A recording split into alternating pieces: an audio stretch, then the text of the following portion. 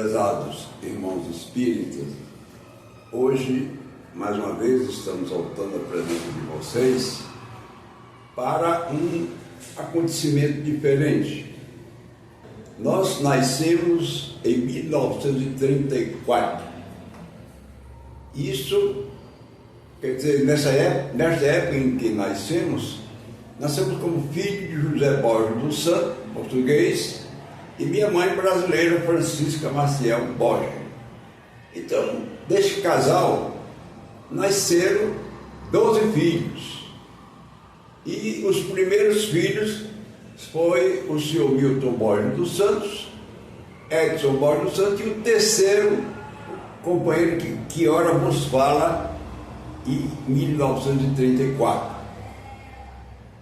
Ao nascer naquela época, nós nascemos num bairro muito humilde de Fortaleza, chamado Camirimbas. Era uma rua chamada Rua Padre Mororó.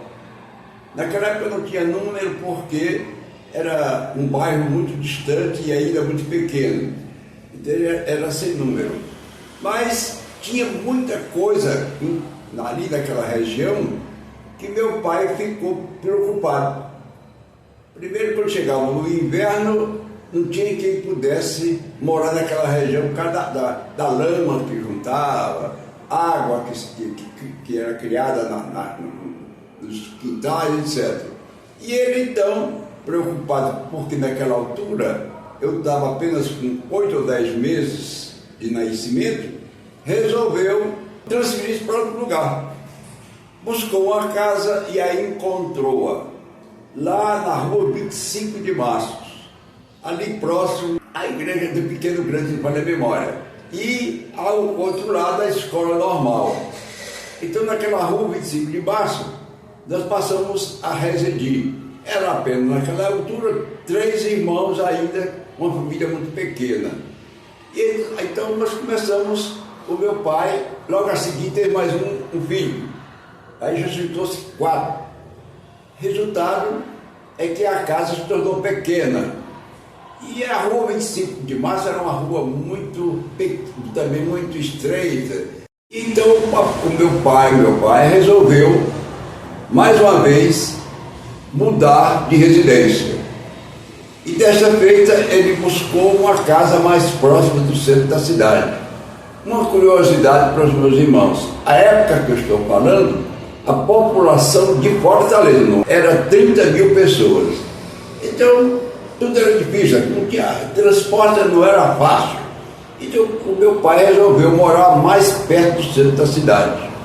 E aí, encontrou uma casa na Rua da Assunção, 438, próximo à Duca de Caxias. E ele, nessa feita, ele não alugou, comprou a casa. E nós passamos a residir nesta casa no centro da cidade, que ali ficava próximo da Praça da Ferreira, ficava próxima da Praça do Carmo, da Coração de Jesus. Então, ali era bem pertinho da rua também, Avenida do Duque de Caxias. Quando nós completamos a idade de 6 anos, e logo o Edson completou 7 anos, que ele era mais velho 1 ano, e o meu irmão Milton tinha 10 anos. Resolveu o nosso pai fazer o trabalho da alfabetização, colocá-lo no colégio. Não era fácil naquela época. Escola pequena, que tinha ali também, próximo à nossa casa. Mas tudo isso o meu pai começou a estranhar, porque não gostou da nossa vida de ensino, principalmente o primeiro ensino, que era o ensino de alfabetização. Resultado, ele mais uma vez resolveu sair daquela região e buscou um lugar que pudesse colocar seus filhos com mais tranquilidade, e dali ele pudesse então programar toda a nossa educação escolar. E encontrou um sítio muito bonito, casarão muito antigo, aliás, aqui na Rua Tereza Cristina, 1474. Pertencia ao senhor Pedro Filomeno Gomes, era grande proprietário de terrenos e casa na época. Resultado é que ele fez, então, alugou esse sítio e nós viemos morar aqui, 43, quando ele veio morar aqui. Era nessa rua, então nós começamos a iniciar nossa vida escolar aqui, numa escolinha que ficava próxima aqui à nossa casa, era um beco pequeno, onde tinha uma senhora, dona Idalina, que tinha uma escola do governo, um grupo escolar do governo. Então nós fomos todos matriculados, nós todos, os 3 primeiros, eu, o meu irmão Edson e meu irmão Milton, nessa escola. E ali fizemos o nosso primeiro curso de alfabetização. Essa senhora, dona Idalina, era uma professora do Estado e o grupo, ela era como professora do Estado, montou esse grupo escolar ali.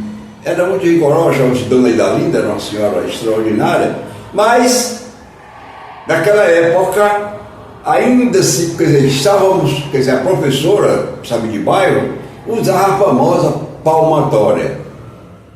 E nós até ficamos, ninguém achou ruim, não, achou até bom, porque foi lá que eu consegui aprender muita matemática, a tabuada principalmente. Ela era muito rigorosa e tinha uma turma de 30 alunos daqui do bairro, próximo à Praça São Sebastião. Resultado que lá nós fizemos o curso de alfabetização. Nessa altura, quando terminou a alfabetização, o meu pai resolveu colocar agora transferidos para um grupo escolar que foi fundado pela Associação dos Merceeiros, ali na rua Major Facundo, próximo à Praça do Carmo. E lá nós fomos matriculados, eu e o Edson. O Milton foi para outro colégio que meu pai colocou. E ali nós dois fomos matriculados. Era a diretora daquela época do colégio, chamava-se, era dona Silvia. Ela era uma senhora extraordinária, era uma senhora que coordenava todo o trabalho da Associação dos Merceeiros com o grupo escolar. E nós não fazíamos de manhã, fazíamos à noite esse curso. Por quê? Porque o papai tinha lá suas visões, que daqui no correr do nosso encontro eu vou dizer o que ele tinha em mente, porque tinha que nos colocado à noite.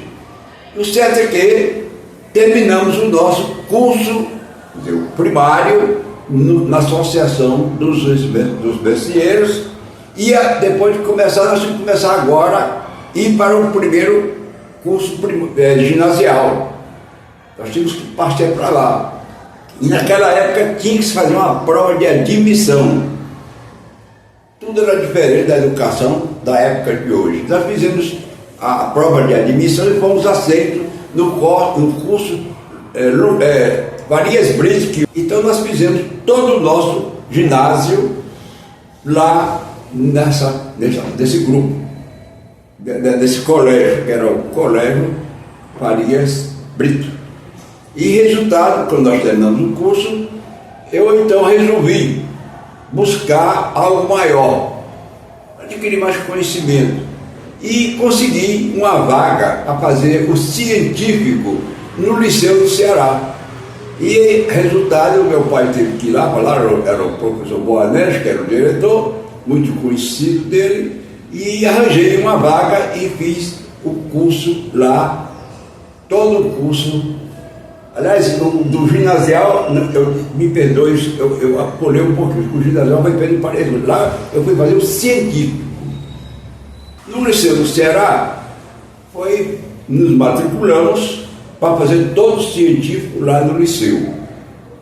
Naquela época, o Liceu, mesmo com um colégio do Estado, 2 professores de renome eram padres. Era o padre Januário e o padre João José Cavalcante. O padre José Cavalcante, além de professor, ele é quem escrevia as colunas católicas do jornal O Nordeste desde daquela época. Resultado é que um era professor, quer dizer, o professor dele, desse curso, ele era de geografia. E lá nós começamos então o curso científico.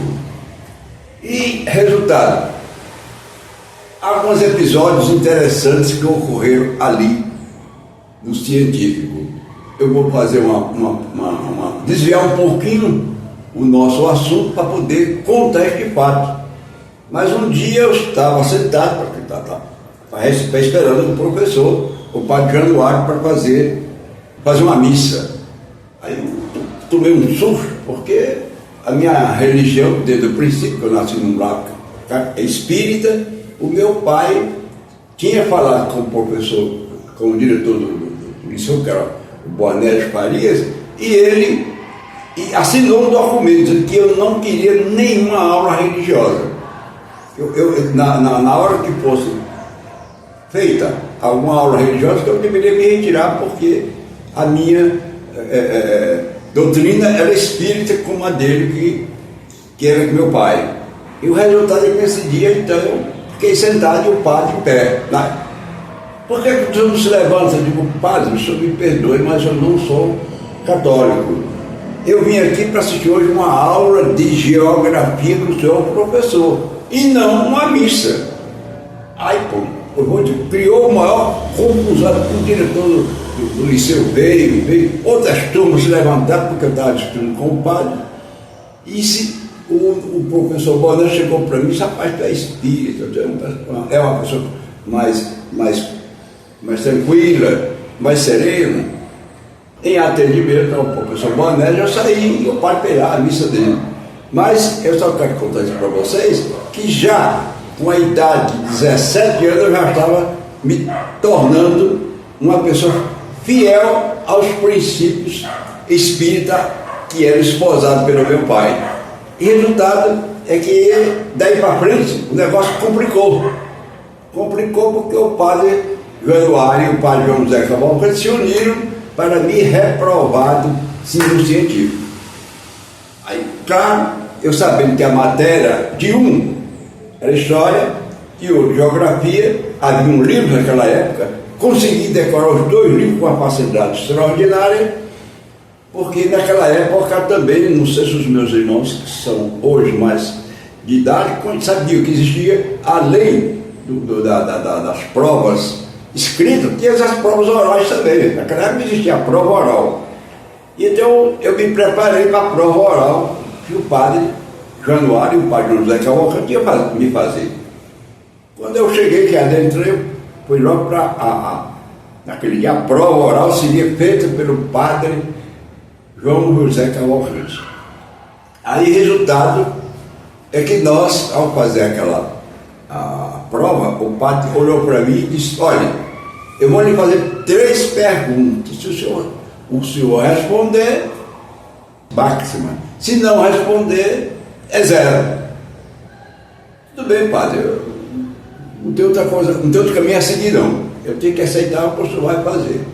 E, para que uma curiosidade, todo o liceu, neste dia, estavam nas portas e nas janelas lá do liceu, da sala do liceu, onde eu estava sendo arruído.